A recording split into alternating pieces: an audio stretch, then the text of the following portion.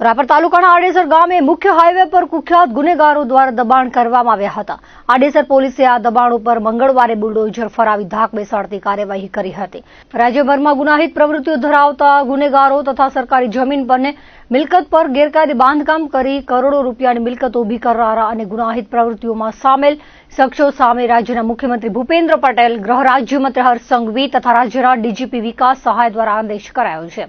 જે અનુસાર રાપર તાલુકાના આડેસર ગામે ગુનાહિત પ્રવૃત્તિઓમાં સામેલ 3 શખ્સોના બાંધકામ પર બોર્ડર રેન્જ આઈજી જીરા કોરડિયા અને પૂર્વ કચ્છ પોલીસ વડા સાગર વાઘમારના માર્ગદર્શન હેઠળ ભચાઉ ડીવાયએસપી સાગર સાંબડાની સૂચનાથી આડેસર પીઆઈ જીએમ વાડાની ટીમ દ્વારા કાર્યવાહી કરાઈ હતી। જેમાં આડેસરમાં હાઈવે પટ્ટી પર ગેરકાયદે બાંધકામ કરનાર અયુબ અનવર હિંગોરજા, નજર મહમદ અયુબ હિંગોરજા અને બાલા રૂપા કોહલીના દબાણ દૂર કરવામાં આવ્યા હતા। આડેસર પીઆઈ તેમજ પોલીસ સ્ટાફ દ્વારા ચુસ્ત પોલીસ બંદોબસ્ત વચ્ચે ડિમોલેશનની કામગીરી હાથ ધરવામાં આવી હતી।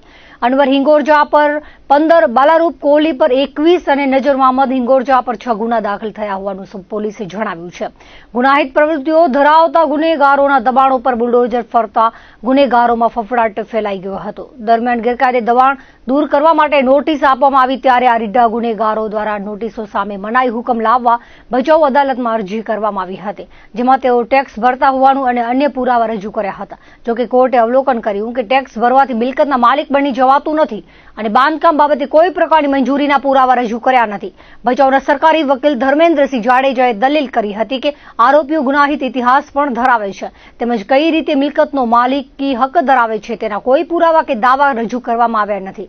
તેલંગાણા હાઈકોર્ટનો ચુકાદો પણ રજૂ કરવામાં આવ્યો હતો। આમાં જમીન શ્રી સરકાર જણાઈ આવતા મનાઈ હુકમને નામંજૂર કરવામાં આવ્યો હતો। જે બાદ ચુસ્ત પોલીસ બંદોબસ્ત વચ્ચે આ દબાણ